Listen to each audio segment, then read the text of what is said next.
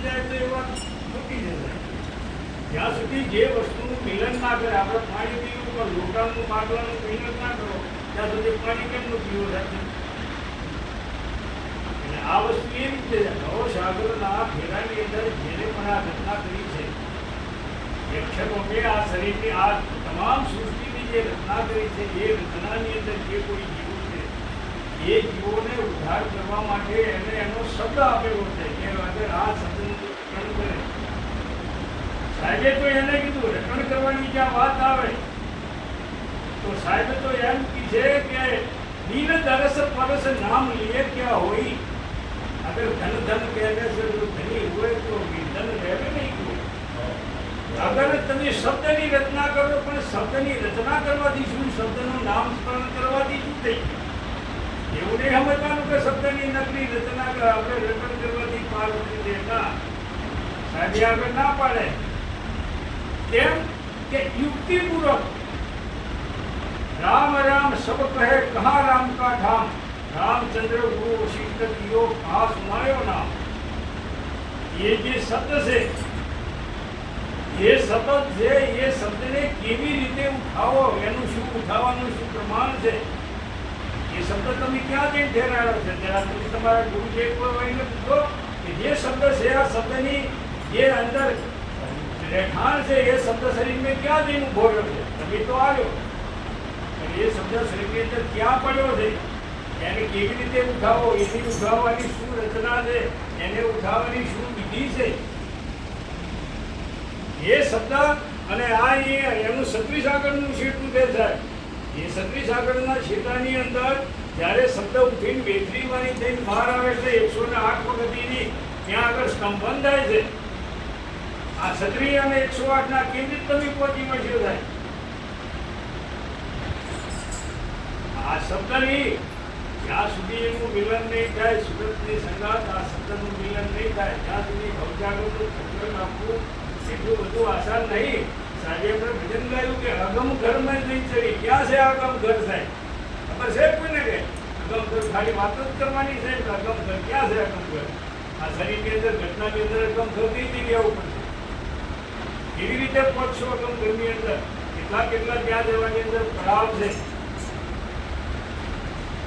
અગમ ઘરની અંદર કેવી રીતે જશો? आत्म छीने छीने परमात्म.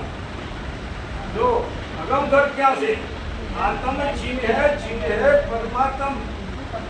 संत कहावे सोई काया से बाहर है जाने विरला कोई. જોઈ આ સમજની રચના શબ્દ કેટલા પડ્યો છે તેવું ના સમજો. જગતની અંદર અત્યારે એક ભ્રમ ફેલાયો છે, સંતોષ ભ્રમ ફેલાયો છે કે ભાઈ આત્મા ચીનો ને આત્મા જુએ એટલે બધું આવી જાય. ના, આત્મા જોવા વાળા ને આત્માને છીનવા વાળા તો કેટલાય સંતો પાછા આવ્યા અહીંયા ફરી ફરી.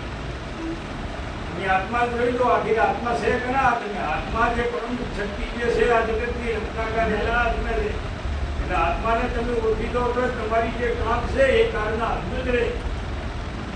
એટલે સાહેબે શા કીધી કે આત્મ ચીન હે પરમાત્મ.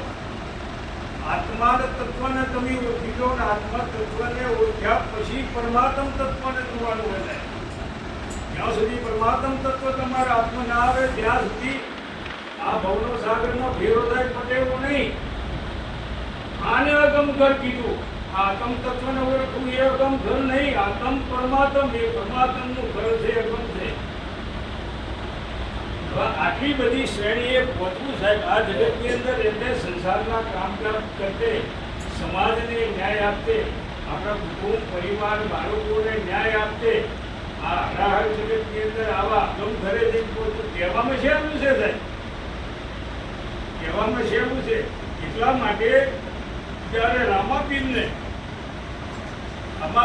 આ ભવસાગર છોડવાનો જ્યારે સમય આવી ગયો એટલે રામાપીરને જો નજીકના ગણો તો સાહેબ એ હરભુજી હતા.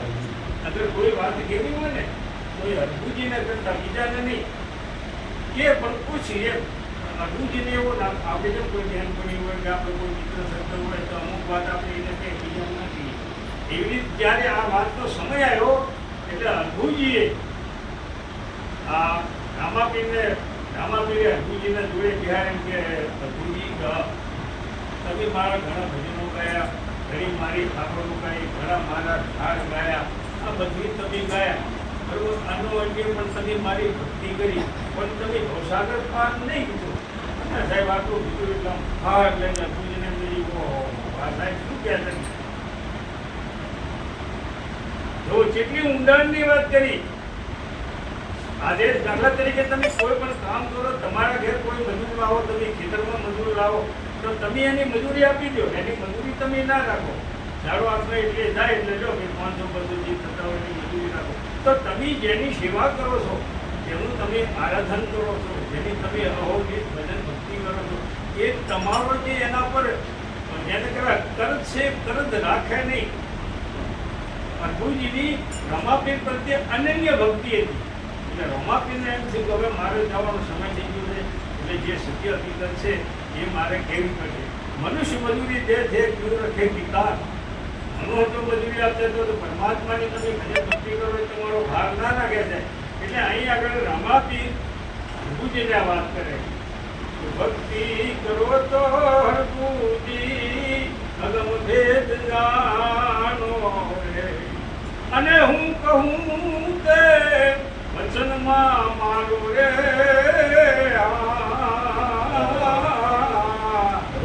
ભક્તિ કરો તો હરભુજી અગમ ભેદ જાણો. ચોખ્ખી ના પાડી દીધી. અને આપણે રમાપીર કરીએ છીએ. રમાપીર ખુદ પોતે ના પાડે છે કે હરભુજી અગમનો ભેદ જાણ્યા વગર આ ભવસાગરની